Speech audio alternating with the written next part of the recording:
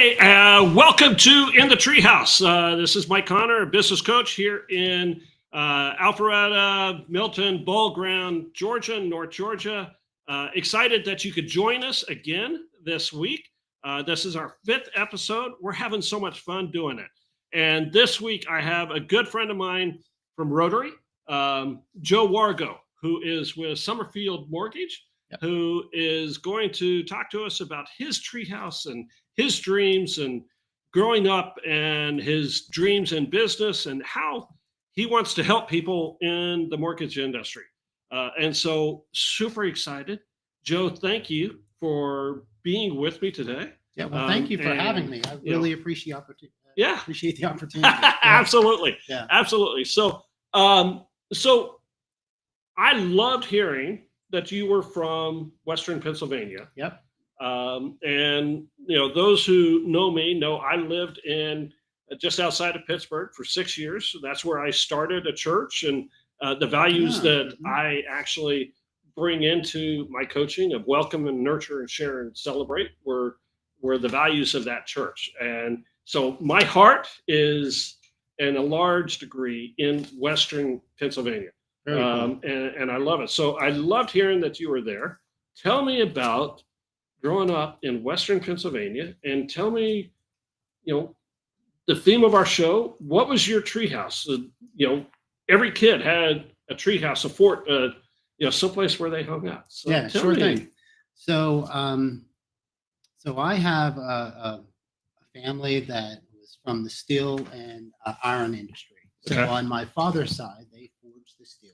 Yep. In a U.S. steel plant that was located in my hometown in Clairton, Pennsylvania, which is south of Pittsburgh. Yeah. And on my mother's side, they were iron workers. So they built the bridges and the skyscrapers of Pittsburgh. Yeah. And you might know this, having lived in Pittsburgh, but there's more bridges in Pittsburgh than any other city in the world, including Venice. Yes. Yeah. Yeah. And so what was instilled in me was a very strong work ethic. Yeah. And for instance, when we grew out of our family home, we didn't go buy another one.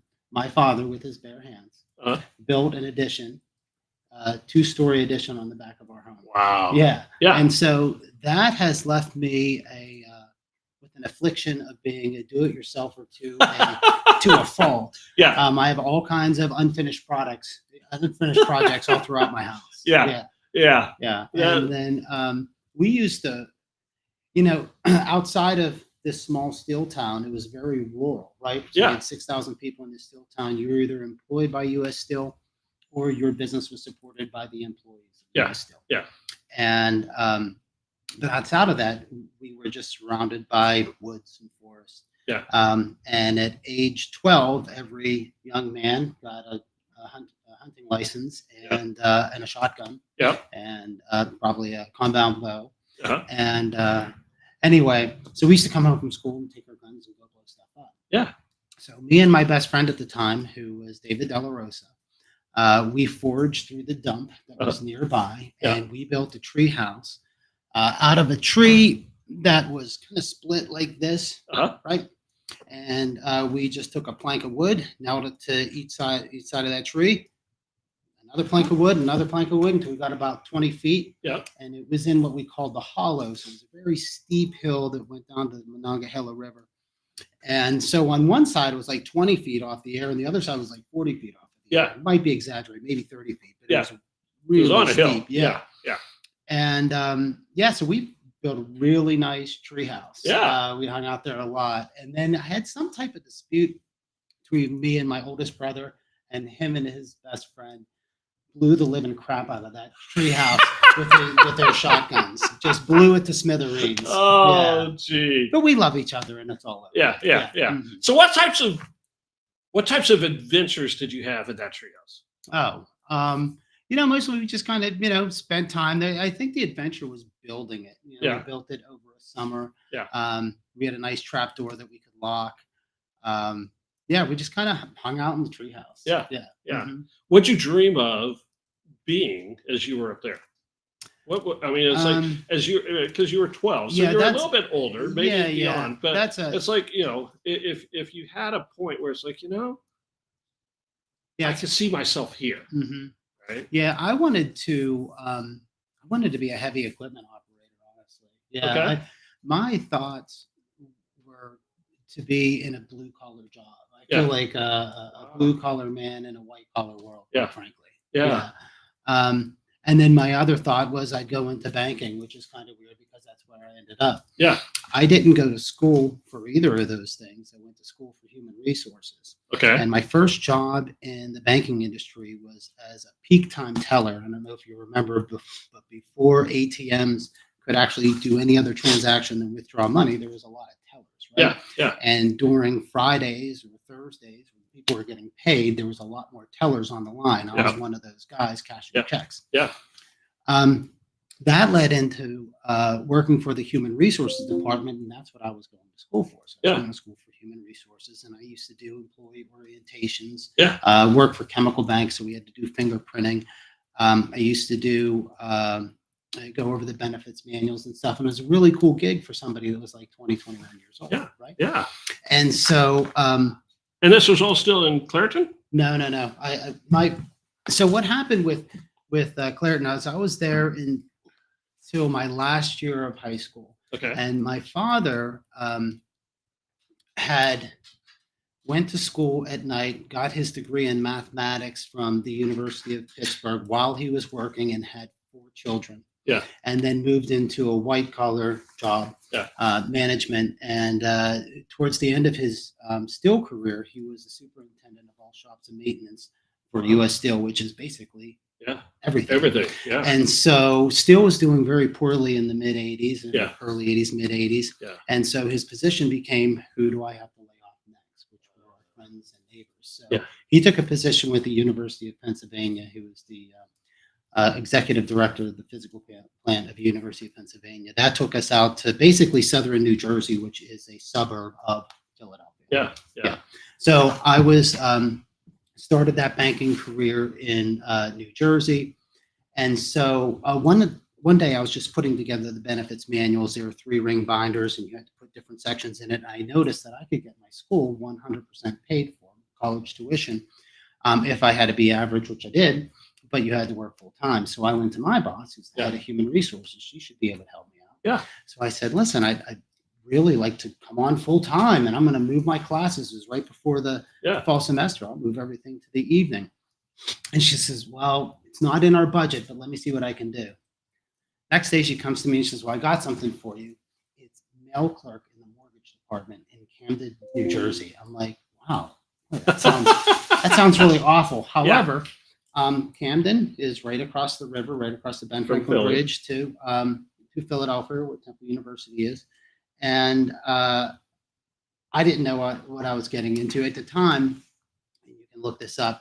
Camden was rated the most dangerous city in America for like 10 years straight. Right? So they had employee parking with razor wire, and you didn't go out for lunch and all this stuff. But anyway, so I took that job, and from there I went into processing. From there I went into I took a position with a competing bank as a loan officer, and that's how my mortgage career started. Okay. Yeah. Cool.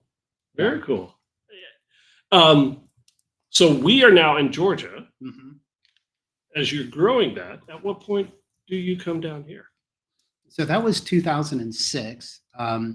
So I had worked as a loan officer, a sales manager. I went into small business lending for a while, came back to residential lending, worked in an alternative lending department for a bank, a regional bank. That bank transferred me from New Jersey, where I was a district manager, down to Atlanta to be a regional manager for that division of the mortgage company over Georgia and Florida. And that's how and then, it was 2006 that happened. So by 2007, everything had crashed. Oh, yeah. And so I, just like a lot of people, took a couple steps back, and then I was a branch manager for Alpharetta. Okay. That company was bought by MetLife. And then from there, I just kept kind of growing, and ultimately opened my own mortgage brokerage in 2018. Okay. Yeah. Very cool. And which is Summerfield Mortgage. Yeah, we're located in Alpharetta on Kimball Bridge Road, right next to Rock Mill Park. Yeah. Yeah. There's three individuals that I worked for in my life that maybe this will happen, maybe it won't. It's a very cyclical business. But Don Laughlin, Jim Brown, and Greg Janicki locally. And they all opened mortgage companies, mortgage brokerages, turned them into lenders, which all that means is you're closing in your own name and you're using a warehouse line, and ultimately were bought by a regional bank. Okay. Now, is that the end game? Maybe it'll happen, maybe it won't, but that would be cool. Yeah. Yeah. Very cool. So as you're talking about your experience through all of the lending, right? Working with so many businesses that I do, right, and work with, one of the things I'm just curious, there is this whole idea of lending that is mystical to people who are not in your industry, right? People are like, how do I get a loan? What is this idea that, you can only get a loan if you don't need a loan, right? You probably heard that. Yes. Right. And all that sort of thing. If you were talking to, and you are talking to some business owners and all that who are out there, is there anything that you would say as you've learned, a nugget that people need when they're thinking about going to get a loan?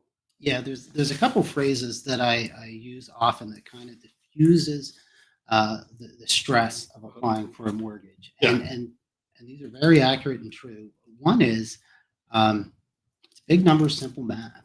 Yeah, it's not complicated, right? We're talking about qualifying on debt to income ratios, so I'm very detailed when I speak to clients and explaining exactly what these calculations are that I'm performing in order to determine if they're qualified. Yeah. So your phrase again, I love that phrase. Yeah, Say big numbers, simple math. Big numbers, simple math. Yeah.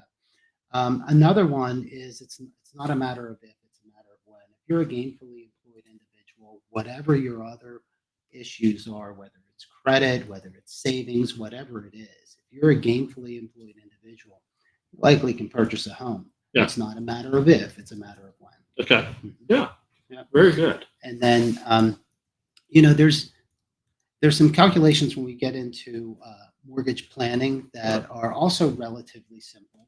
I was helping some clients last night that were trying to decide whether it would make more sense to take a reduction in a sales price of $10,000 or to use some of those funds to do a buy down on a mortgage interest rate. And I was able to do that on my calculator by determining, what are the cost savings on a monthly basis based on reducing the mortgage amount by $10,000 compared to taking a portion of that and buying the interest rate down by 3/8. Yeah.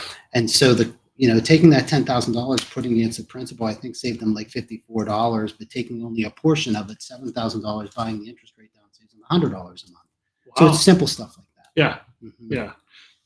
Which goes to mortgage planning, which you are doing probably as good as anybody, if not better than most out there in helping people. I hope so. In 2007, when the crisis was going on, me and a couple of my mortgage friends went out to, I think it was Phoenix, and we went through a week-long program for mortgage planning to get this certification. Yeah. And it was very cool. I mean, you can actually, if somebody has the means to put a larger down payment on a home, right? So, I can put 5, 10, 15, 20, 30, 50% down.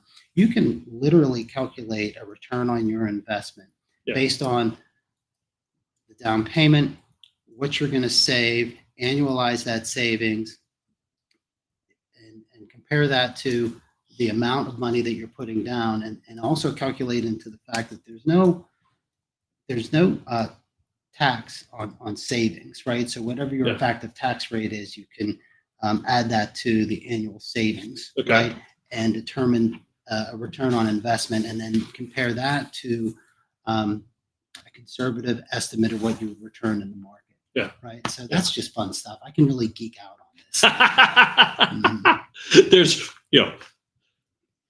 me, I'm like just give me a mortgage and pray. Yeah, right? well, and it's funny, most people, 90% of the people are going to get a 30-year fixed. And right now, I always feel that it's probably best to do a par rate, which means you're not buying the interest rate down. Yeah. Take the par rate, or maybe even a little bit higher than par, so you get a credit towards your closing costs. So all interest rates, when you look at an interest rate stack that's available on any given day, it's provided in 1/8% increments, and every 1/8 of a percent increment up or down the scale is either going to give you a cost, you're going to buy that rate down, or you're going to receive a credit.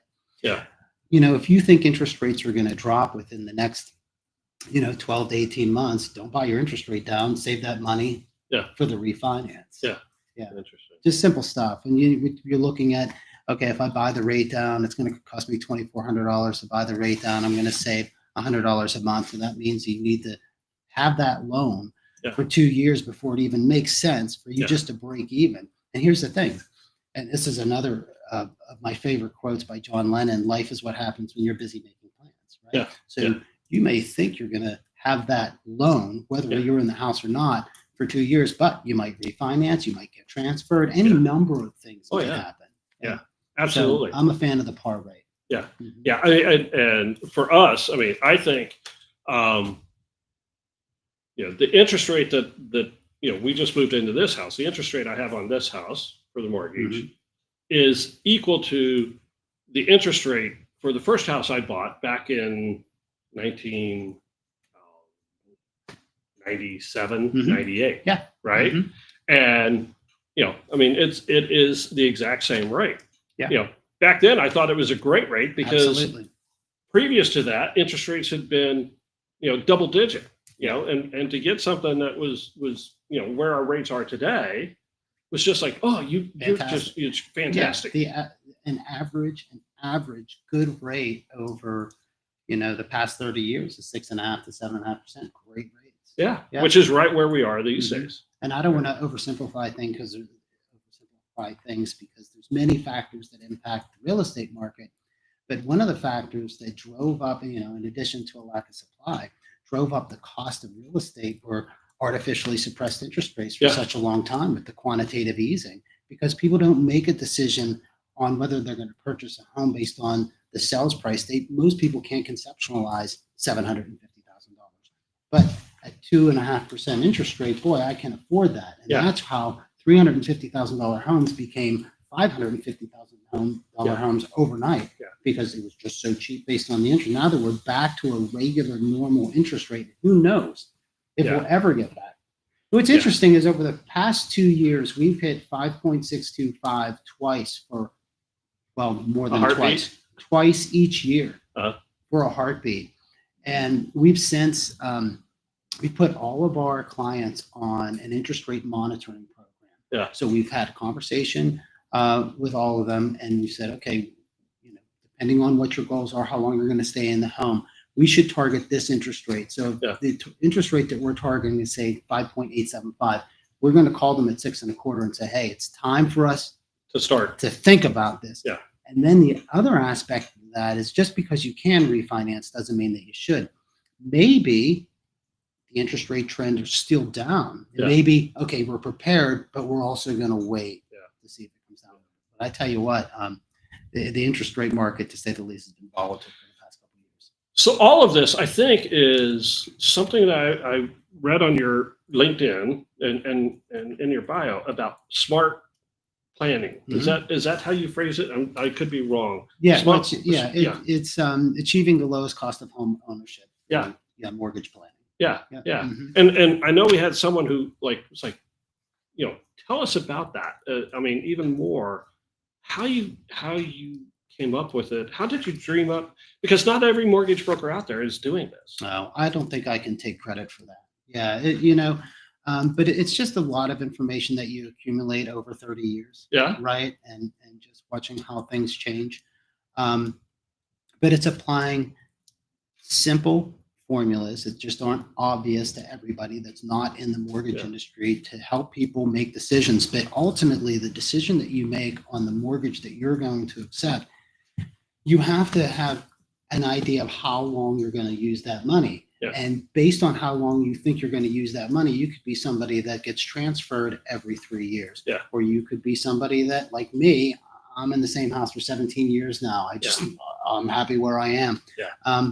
But that needs to be somewhat known, right, in order for you to make the correct calculation as to, okay, well, maybe it makes sense for you to buy down the interest rate then because you're going to be there for 10 years. Yeah. And those are the, we can get into, real estate investing too. And, whether or not you put more money down for cash flow or you put the least amount of money down because what you're really focused on is appreciation. Yeah. And it's individualized. One of the things that this has nothing to do with mortgage planning, but one of the things that really attracted me to the business and why I stayed in it for 30 years, you mentioned in the beginning of this conversation, hey, I want to get to know you better. Yeah.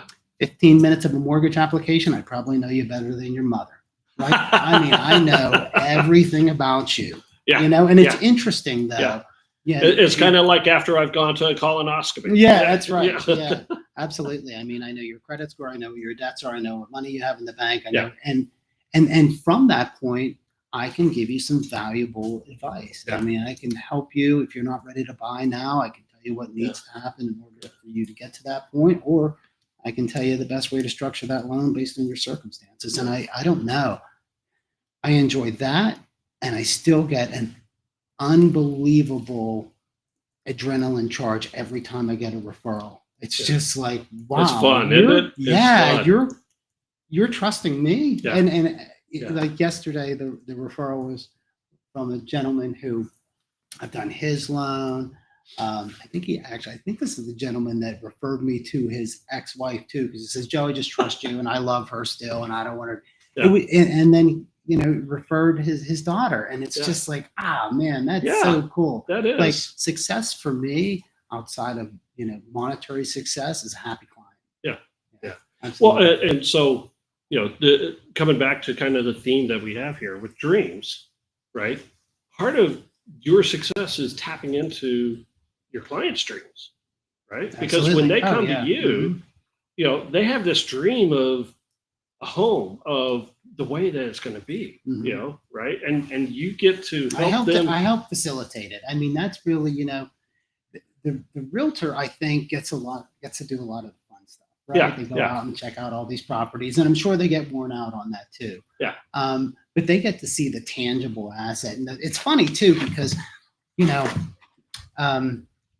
really the first step, and your speaker from last week, Steve Beecham, did such a great job on a marketing piece. Connor, his son, was taking a shower with his suit on, and it's like, hey, take your suit off before you shower. Yeah. And the point was, hey, get pre-approved before you go out and buy a home. So smart. Yeah. I love Steve. Yeah. And so anyway, that realtor is going to spend somewhere between 5 minutes and a day with somebody before they refer them to us. Yeah. People don't come to us first because we don't have the tangible asset they can see, feel, and touch. But ultimately, they got to come to us. Yeah.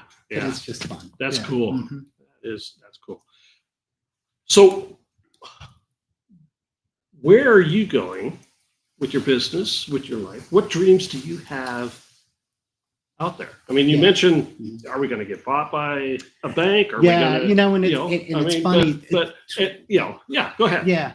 I've always wanted, and I've been engaged in management before I owned my company, and I really enjoy hiring and training and nurturing young loan officers. Yeah. I had a really good success story last year of a gentleman that left my company, but that was the intention. A really good friend of mine who I met when I was transferred down here. He was a branch manager, and he didn't work for me. I was a regional manager for a division. But anyway, he was at a company that he was unhappy at, right? Made a move, and I'm talking to him on the phone, and this is 2 years ago, and he said, man, I don't even know what I'm going to do, man. I don't know if I want to hang this up completely or keep working on open my own company. I said, well, listen, why don't you hang your license with me for a while and just while you figure it out? He says, Joe, if I do that, I'm going to be there probably 3 months before I move on or open my own company. That person was with me for 2 years. He was low maintenance, high producing. Yeah. And it was a wonderful thing. And it was wonderful for him. Yeah. Because as somebody who wanted to open his own company, potentially, he got exposure to all these different lenders and were able to get those relationships started. He learned a little bit about the compliance required when you're doing the reporting to the Department of Banking.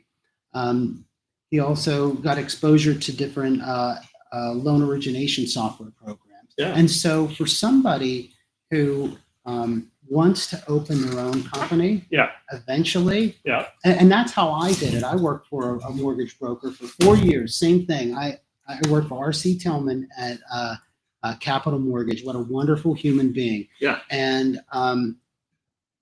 I thought sitting in his office interviewing with him, I'll be here for 6 months. Yeah. I was there for 4 years. Yeah. One thing, I was comfortable. Yeah. And things just whatever. Yeah. Yeah. But I would love to be the kind of shop that people that are working for a bank or working for a lender would be interested in working at Summerfield Mortgage to make these relationships, develop these relationships with different lenders, get an idea what it really takes to be out on your own. And then if they move on, they move on. And I wish them success and I'll help them do it. An incubator. Yeah, absolutely. That's the term that comes to mind. Yeah. Is you would love to be a mortgage broker incubator. Yeah, no question about it. That's cool. Yeah. Mm-hmm. That's cool. Yeah. I mean, and to be able to give back in that regard. Mm-hmm. Yeah. We'll have to talk about that. Yeah. Okay. And how can we facilitate that for you? Yeah. Right. I mean, because and for me, dreams, like you having that dream, it's not just a happenstance thing.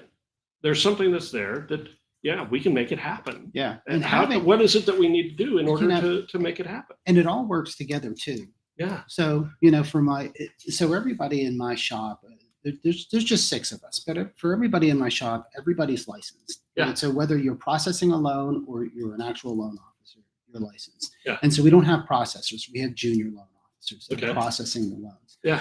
But they have the ability, and legally they can talk to the client about interest rates, where otherwise without the license you can't.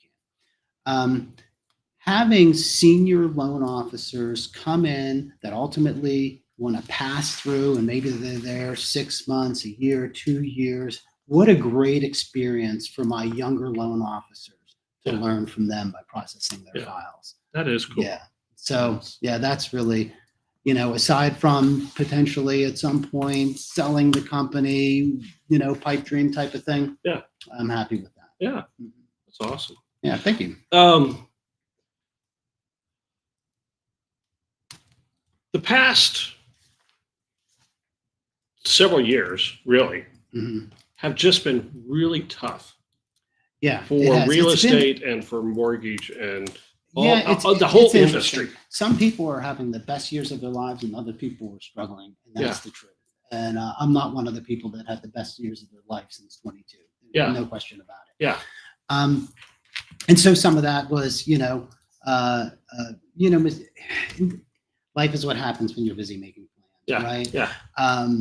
In 2020 and 2021, I was bringing the business in and handing it to this junior loan officer and this junior loan officer, and with the hopes that, hey, if you can have that client come back to you, that's your client. Yeah. And then when the business dried up in 22, and they didn't have enough established clients of their own, they just didn't work. You know what I mean? But I was moving towards, and I used to say it to myself that I was going to get out of personal production. Yeah. And what I realized, I recently met with Greg Janicki, who was one of the gentlemen that I mentioned to you that sold his business to a regional bank.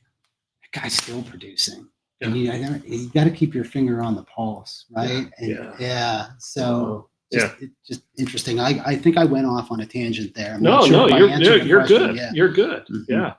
Yeah. No, and I think, we were talking about the challenges, right? I think that's what you're saying is you have to have this vision that's out there of where you want to go, and you got to keep pursuing it, even when things are, in spite of it, and things change. And yeah. things change. Yeah. I mean, unexpectedly.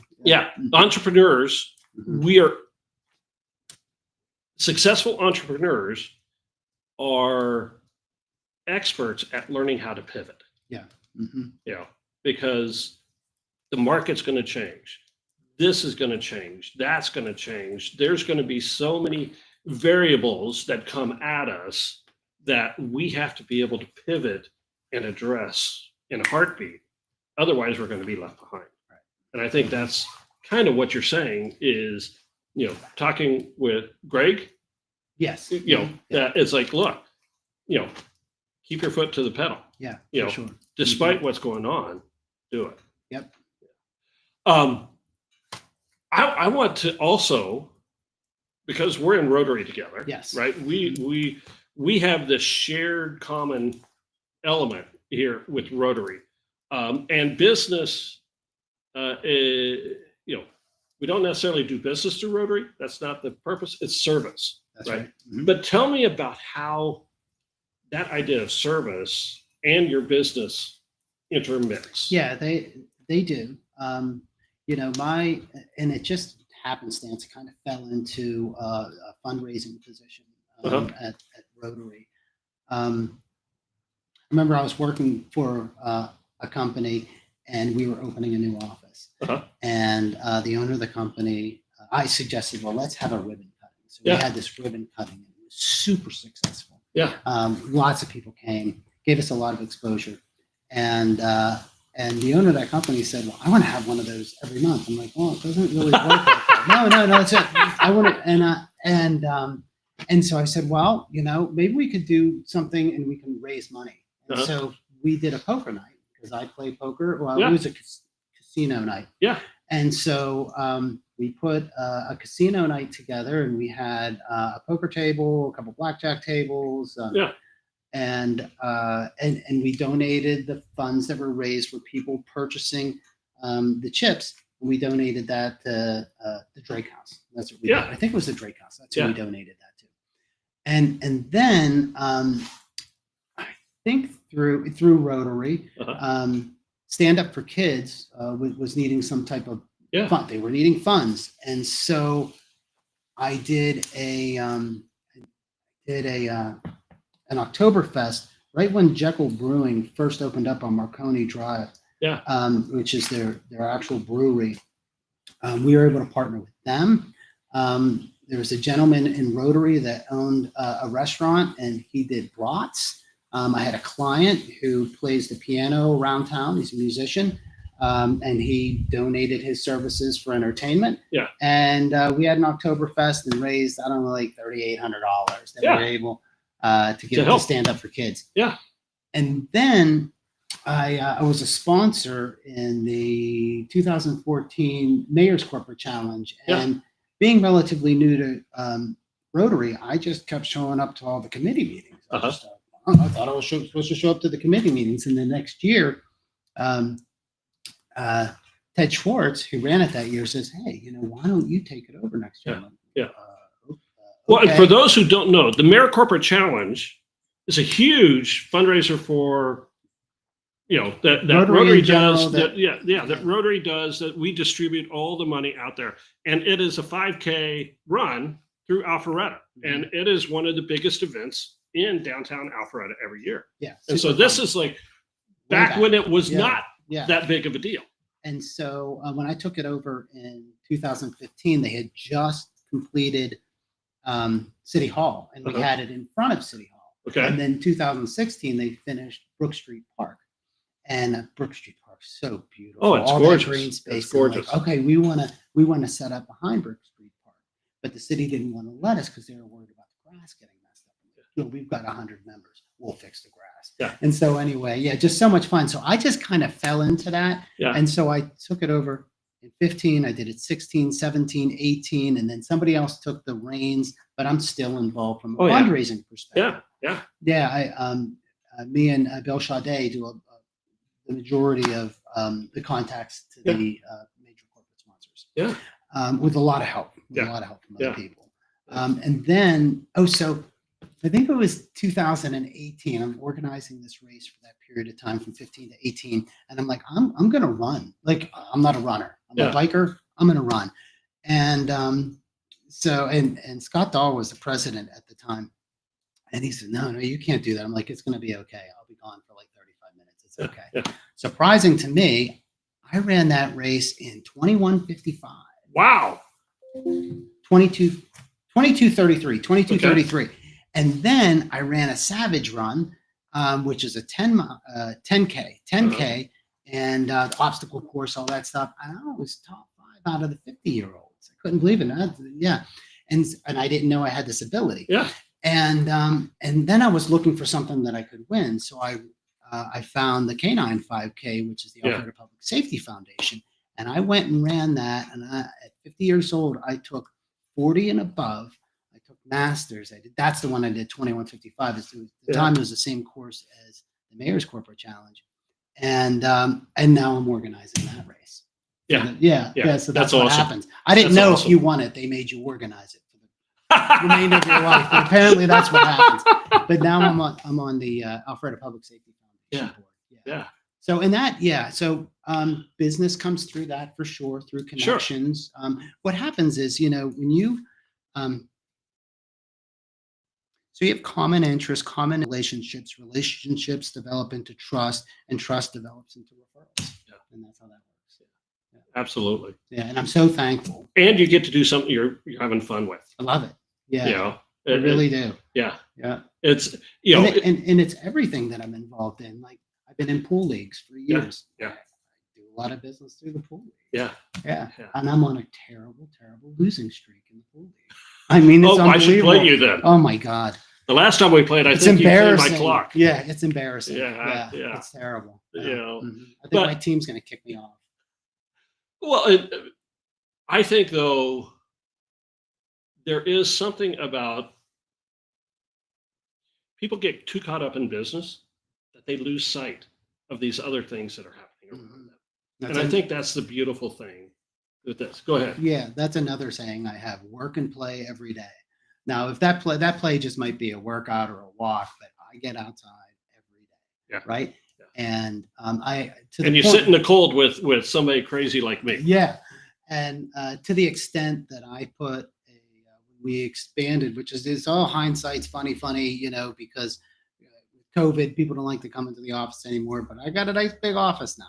Anyway, in that office is a locker room and shower, and I have six bicycles in that office because we're located right off of the Greenway. And that's just so I can jump on a bike, or any of my employees can jump on a bike, middle of the day, go have a ride, come back, take a shower, go back to work. That's awesome. Yeah, so work and play every day, my friend. Yeah, that's part of your dream. It is. That's part of living that dream. Yeah, and that's what to go from building tree houses in Clairton. Yeah, that's right. That got shot up by your big brother. To he had a lot of fun doing that. Yeah, but building a dream that you have now, which is helping with Canine. Helping with Stand Up for Kids. Yeah. Is it? Yeah, and I'm doing the polar bear plunge for Stand Up for Kids. So if anybody could support me in that, I would, or join the team, whatever. That's February 1st. Hopefully it won't be. You can support Joe with Stand Up for Kids, or you can support me with Habitat for Humanity. Oh, nice. Yeah. So we're both going to be on February 1st, jumping in a very cold, especially with the weather we've been having this year. Yeah. It's going to be. It's typically 40 degrees. Hopefully we get some snow again. Yeah. Make it nice and cold. Yeah. Mm-hmm. Yeah. But another fundraiser that we are involved in, giving back to the community. Yep. I think that's really critical for any business. Yeah. If you're not giving back, you're missing the greatest things that you can receive. Yeah. And for those who are unfamiliar with Stand Up for Kids, it's a national organization that helps teens and individuals into about age 24, 25 that are on the street. And they help them with housing, and they help them with vocational training, and they're food insecure, etc. And the idea is, if you catch them early enough, you can really make a difference in their lives. So, that's awesome. Mm-hmm. Yeah, I love that organization. So what is the next big thing for Joe and for Summerfield? We're in January. Continue. You've done some annual planning this year. What's your big dream? Well, you're inspiring me to maybe do a podcast. I've been using this phrase "big number, simple math," and I actually have that on Instagram. I have it on Facebook. I've done some posts on it, but I really haven't done anything with it. And I would love to, just like you're doing now, sit down with financial advisors and insurance agents and real estate agents and CPAs that can say, hey, yeah, in my industry, the big number, simple math solution people should have in their head is X. Maybe short podcast, 10, 15 minutes. Yeah. So that's an idea. That's great. I want to continue to grow. Yeah. Expand in Florida. We're licensed in Florida. We do business in Florida. Yeah. The gentleman that I told you went on to open his own company was my guy in West Palm Beach. So we're looking for Spanish-speaking bilingual. Okay. Really anybody that's bilingual in any language. Yeah. I have a gentleman, Satya Lori, that I did his loan. I don't know how many years ago, and maybe a year and a half now, he called me up and he said, "Hey Joe, I want to talk to you about mortgages. I don't want one. I just want." He says, "You might remember, I'm right across the street from your office. Well, come on in." He said, "Well, yeah, I've been doing IT for a while. I went ahead and got my mortgage license. I'd like to hang it with you." So there you go. Yeah, and so he's bilingual, speaks, and I don't know. I think there's a ton of different languages in India. Yeah. But it's just that's awesome. That's a testament to I guess good customer service and trust. And yes. Yeah. Yeah. That's awesome.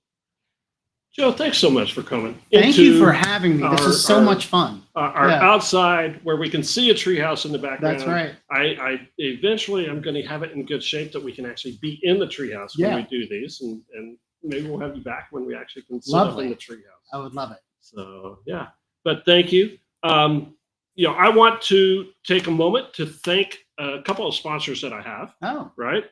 The first is Fist Bump, who is my producer, and Alec, who is behind the scenes. They do, we all do cold calling, right? Mm-hmm. And we hate cold calling. Is there anything worse than having to do cold calling? Right? I try not to do any cold calling. I try. Yeah. But if you have an opportunity to make a connection, right, without having to do that. And that's what LinkedIn has done for me, is be able to connect with folks that I don't have to pick up the phone and do some sort of cold calling. They do it through LinkedIn and through other ways, and they are a sponsor of the show, and I appreciate that. And then my other sponsor is Dent Tires, which is a great wholesale tire distribution. The largest African-American owned, minority owned tire distribution company in the Southeast. Okay. Great folks. They actually will be on the show next week. Very cool. So Enrique and Jocelyn, they have a great story about, you mentioned, some investments and things like that. They started their business with a Bitcoin investment. Is that right? Yeah. They bought at the right time. They bought at the right time. And use that Bitcoin to invest in their business. And so we'll hear about that story, and going from a small investment to, a multi-million-dollar business. Well, I'm definitely tuning in for that. Yeah, it's a good group. So, Joe, thank you so much for being here. Thank you, Mike. I really appreciate it. Awesome. So, if you have comments, please drop them down below, and like us, share us. You can find the podcast out on my YouTube channel. Again, appreciate your time. My pleasure.